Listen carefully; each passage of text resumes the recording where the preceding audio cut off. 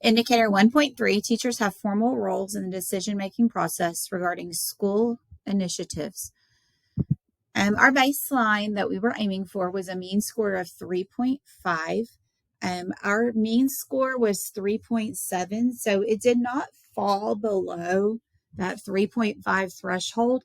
However, 3.7 was one of our 3 lowest scores.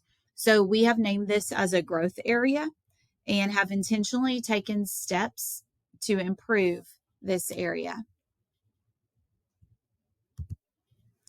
So we realized quickly that teachers would give us input about the functionings of school, but it probably wasn't the most formal way.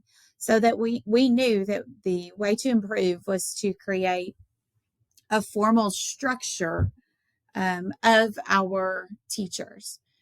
So we worked to create district-wide collaborative teams where every adult in this school, certified adult, I should say, in this school is a member of a collaborative team.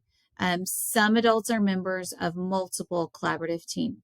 So we worked all the way down from the superintendent's team to the district leadership team to school leadership teams, and then teacher teams, which we are terming collaborative teams. We have created that district leadership team as well as a building leadership team where they both meet once a month.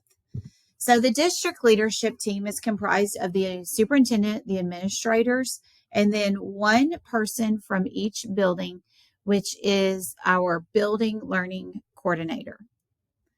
The BLT, which is our building leadership teams, those teams are comprised of team leaders from each one of our collaborative teams. So at the elementary setting, we have a kindergarten team, a first grade team, second grade team, so on, so on.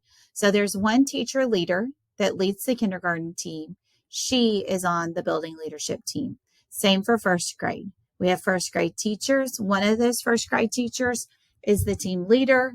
She becomes part of the building leadership team. So creating these teams has allowed us to formally get together, talk to each other, look at curriculum, talk about instruction, receive feedback from the teachers and their teams in a more formal way than just hearing from teachers as we pass in the hallways or as we check in. Also in the elementary, we created some teams within ourselves. We talked about some needs in the school, and teachers were allowed to pick the team that they wanted to be on. So this was just another opportunity for them to look at one area of our school, work to improve it and to make it better, and have that ownership of the work they're doing. This is an example of just the top part of our building leadership team agenda. Agendas have really, really helped us as we've met with teams to plan for what we're going to talk about so that our conversation is very structured.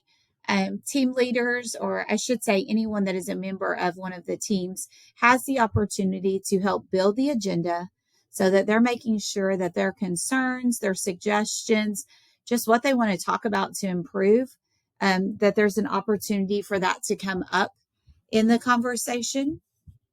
So agendas have helped. They've also helped specifically like in this building leadership team example. The agendas have helped us really capture what was talked about in a formal way so that that information can go back from the leader to the respective teams and that everybody's getting that same information because it's very detailed and captured during the meeting. This is an example of our feedback loop that was created so that we are making sure that anytime a concern is brought from the building level collaborative teams at the bottom, that there is a process for them to get that feedback and to get their thoughts heard at the right level. And it also trickles the other way. Our school board team, when they're providing feedback, the superintendent, when she's providing feedback, there is a means to disseminate that information so that all members of our school and our district are hearing the right information and are given the feedback. And this is an example of our BLC and Teacher Leader Weekly Check-in.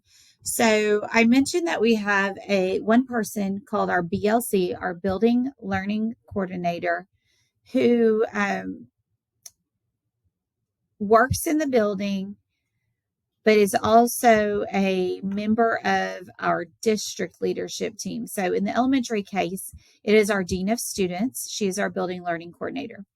Once a week, she checks in with teacher leaders just to get a pulse of how's it going on your team? How can I help you on your team? What are you confused about? What suggestions do you have? Very intentional.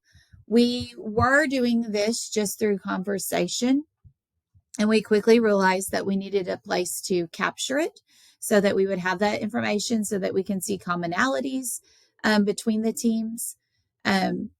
We also went to a digital version. Now, teachers have the option to talk in person to our Building Learning Coordinator, but oftentimes their day is so busy and their schedules don't allow it. So they've preferred to fill out a Google form where they can talk about what they're learning on their team, what their focus areas are, but also anything that they might need. We have created a team that is our MTSS team. This team meets weekly. You can see on the right who the members of our team are.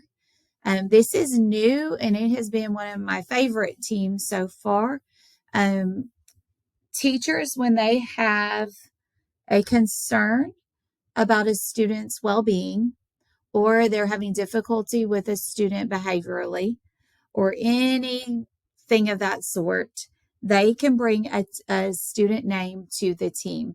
They do this through a Google form so that, again, we have documentation and record of kids that are being brought before the team. The team gets together, they think, they problem solve, they come up with solutions of strategies to try, or, in some cases, things to provide the student to meet their specific need. We've had very great success with this team this year because it really is like a think tank. When there's trouble happening, or a kid needs something, we all get to brainstorm together and just become a solution for that situation. And again, it's been very, very successful. We have also been intentional, after knowing that this is one of our areas of growth, to reach out to teachers and to get formal input opportunities.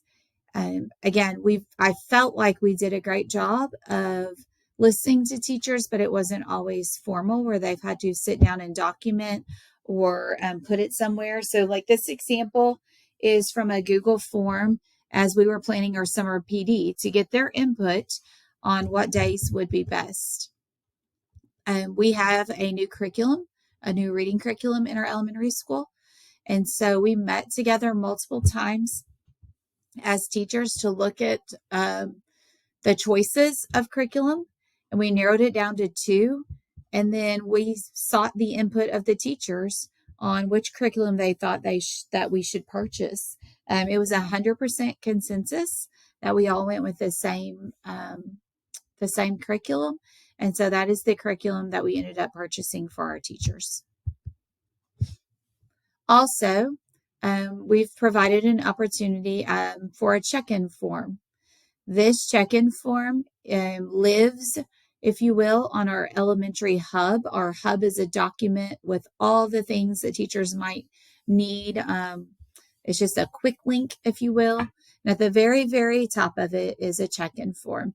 Teachers can click this form if they need to tell us just how they're doing, what they might need, or a suggestion that they might have. We were intentional about turning on the notifications on this. So just as soon as someone fills it out, the principal and the dean of students receive a notification that someone has filled it out. We can go look at it and right there get their feedback, or sometimes it is checking in on them when they're saying that things are going rough and they just need somebody. So based off of our score of not being the best, being one of our lower indicators,